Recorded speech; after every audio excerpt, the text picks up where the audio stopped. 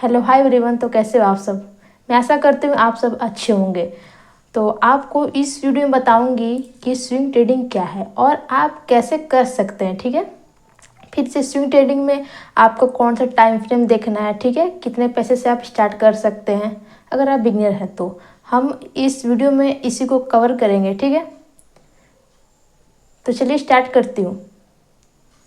पहले हम समझते हैं कि एक्चुअल में स्विंग ट्रेडिंग होता क्या है। ठीक है, तो स्विंग ट्रेडिंग में होता ये है कि हम किसी भी स्टॉक को होल्ड करते हैं एक दिन से लेके एक हफ्ते तक, या फिर कह सकते हैं कि कुछ महीनों तक। ठीक है, तो हम उसको बोल सकते हैं कि ये स्विंग ट्रेडिंग है। ठीक है, और ये जो स्विंग ट्रेडिंग है वो काफ़ी डिफरेंट है इंटरडे से। ठीक है, इंटरडे में होता है आपका ये है कि सेम डे आपको बाई करके सेल करना होता है, but in case swing trading इसमें ऐसा कुछ नहीं है। ठीक है, तो हम इस वीडियो में बस स्विंग से संबंधित बात करेंगे। ठीक है, आई होप आपको स्विंग ट्रेडिंग समझ में आया होगा होगा कि क्या होता है ट्रेडिंग एक्चुअल में। ठीक है, अब हम बात करते हैं कि स्विंग ट्रेडिंग करने के लिए पैसे की कितनी रिक्वायरमेंट होगी। ठीक है, तो हम देखेंगे इसमें, एक तो या फिर आप बिगनर हो या फिर आप मार्केट में कुछ दिनों का एक्सपीरियंस है आपका। ठीक है, तो ये दो आपके केसेस हो गए। पहला, अगर आप बिगनर हैं तो कोशिश ये करिए कि आप 1 लाख से स्विंग ट्रेडिंग स्टार्ट करिए, क्योंकि आप बिगनर हैं। ठीक है, सीखने के फेज़ में हो, मार्केट का आपको कुछ भी ज्ञान नहीं है। ठीक है, वही अगर आप एक का क्या बोलते हैं एक्सपीरियंस ट्रेडर हो, ठीक है, मान लीजिए कि आपका कुछ एक्सपीरियंस हो चुका है मार्केट में, तो आप ये कोशिश कीजिए कि 5 लाख कम से कम। ठीक है, इससे कम अगर आप मार्केट में लेके आएंगे पैसा तो प्रॉफिट अच्छा नहीं होगा आपका, मतलब प्रॉफिट जनरेट अच्छा नहीं होगा आपका। ठीक है, तो जब आपको प्रॉफिट अर्न करना है तो आप पैसे को बढ़ाइए। ठीक है, जब ज़्यादा इन्वेस्ट करेंगे तो ज़्यादा प्रॉफिट जनरेट होगा। ठीक है, मेरे कहने का मतलब ये है। तो पैसे रिक्वायरमेंट होगी आपकी, दो केसेस मैंने बताया, एक बिगनर है तो, या फिर एक आपका कुछ सालों का एक्सपीरियंस हो चुका है तो। दोनों केसेस मैंने आपके सामने रखा। ठीक है, अब आते हैं नेक्स्ट पॉइंट पे कि ये जो स्विंग ट्रेडिंग है वो किसको करना चाहिए। ठीक है, तो देखिए मैं एक चीज़ बताती हूँ कि स्विंग ट्रेडिंग आप कर सकते हैं, मतलब अगर आप जॉब करते हैं तो। ठीक है, या फिर कह सकते हैं कि अगर आप स्टूडेंट हैं तो।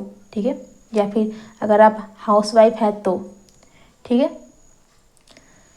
तो ये एक्चुअल में ये जो ट्रेडिंग है ना, स्विंग ट्रेडिंग, ये ऐसा चीज़ है ना कि सीखने के बाद आप कोई और काम के साथ साथ इस काम को भी आप कर सकते हैं। ठीक है, मेरे कहने का मतलब ये है। मैंने ऐसा क्यों कहा कि कोई और काम के साथ साथ आप इसको भी कर सकते हैं, वजह यह है कि इसका जो रिस्क है वो लो है। ठीक है, और जो वॉलेटिलिटी है मार्केट में वो भी कम है कंपेरिजन टू इंट्राडे। ठीक है, इंट्राडे में काफ़ी आपको रिस्क जो है वो हाई मिलेगा आपको। ठीक है, वॉलेटिलिटी तो मतलब बहुत हाई रहता है, क्योंकि आप उस टाइम शॉर्ट टाइम फ्रेम देख के आप ट्रेड करते हो, इस वजह से। ठीक है, जितना आप long long term time frame का यूज़ करोगे उतना ही आपको वॉलेटिलिटी कम मिलेगा। ठीक है, तो आपको पता हो गया कि किस किस को ट्रेडिंग करना चाहिए। ठीक है, आप कोई भी हो, मतलब चाहते हो कि मैं इसके साथ साथ और भी कुछ काम करूं, लेकिन हाँ सीखने के बाद, सीखने के पहले कोशिश ये कीजिए कि आप बस सीखने में फोकस कीजिए। बस ये मैं कहना चाहती हूँ। सीखने के बाद तो आप एक साथ 2-3 दिन काम कर सकते हो, कोई दिक्कत नहीं है। तो नेक्स्ट पॉइंट पे आते हैं कि कहीं अब आप ये कहोगे कि स्विंग ट्रेडिंग करने के लिए हमें किस टाइम फ्रेम का यूज़ करना चाहिए। तो टाइम फ्रेम देखिए, एक्चुअल में लगभग सभी लोग है ना 1 आवर 2 आवर 4 आवर देखते हैं, है ना। मैं तो 1 आवर देख के ही करती हूँ अपना। ठीक है, 1 आवर का ब्रेकआउट मूविंग एवरेज, तो मैं अपना 1 आवर पे करती हूँ टाइम फ्रेम। ठीक है, तो आपको जो अच्छा लगे आप उस पर कर सकते हो, कोई दिक्कत नहीं है। अब नेक्स्ट पॉइंट पर आते हैं कि बहुत लोगों का सवाल ये भी होता है कि हम पोर्टफोलियो में कितने स्टॉक्स रखें। तो मेरा जवाब ये है कि आप 7 से 8 स्टॉक रखो, ठीक है। ऐसे क्यों मैं कह रही हूँ, देखिए अगर 1 से 2 रखोगे तो क्या होगा, उसमें दिक्कत ये आएगी कि कोई स्टॉक होगा जो नहीं चलेगा, ठीक है। कोई स्टॉक होगा कि चलेगा। मान लीजिए कि 3 आपने स्टॉक खरीद लिया तो फिर दिक्कत हो जाएगी। मान लीजिए तीनों ही गलत हो गए तो क्या करोगे।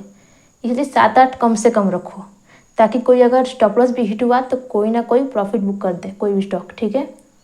उस तरीके से आपका जो रिस्क मैनेजमेंट है वो बेटर रहता है, ठीक है। अब इसके बाद नेक्स्ट पॉइंट पर आते हैं कि अगर हम ये ट्रेडिंग करते हैं तो हमारा जो मंथली है परसेंटेज वो कितना प्रॉफिट जनरेट हो पाएगा। तो मैं बता दूं कि 5 से 10%, ठीक है। हालांकि ये हमेशा होता नहीं है, मतलब कि हर महीने आपका इतना नहीं होगा प्रॉफिट, ठीक है। किसी किसी महीने में होगा कि 5% निकलेगा, किसी महीने में होगा कि 6% मिलेगा। डिपेंड करता है मार्केट के ऊपर। मार्केट चलेगा तो आपका प्रॉफिट होगा, अगर नहीं चलेगा तब कहाँ से होगा, पॉसिबल नहीं है, ठीक है। तो 5 से 10% करीब आपको प्रॉफिट हो सकता है, मतलब उसी के रेंज में, ठीक है। और जो सबसे मोस्ट और इम्पोर्टेंट चीज़ है वो क्या है कि आपको टेक्निकल और फंडामेंटल आना चाहिए, ठीक है। बेसिकली तो जो टेक्निकल यूज़ करते हैं वो ट्रेडिंग के लिए यूज़ करते हैं, और जो फंडामेंटल यूज़ करते हैं वो इन्वेस्टिंग के लिए यूज़ करते हैं ज़्यादातर, है ना।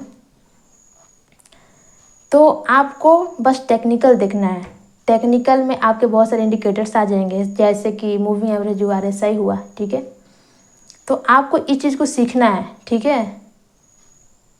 तो इस चीज़ को आपको ध्यान देना है कि मैं क्या कर रहा हूँ, मैंने हर चीज़ बताया आपको, ठीक है। ये सारे चीज़ें कुछ पॉइंट्स थे वो मैंने आपको बताया, ठीक है।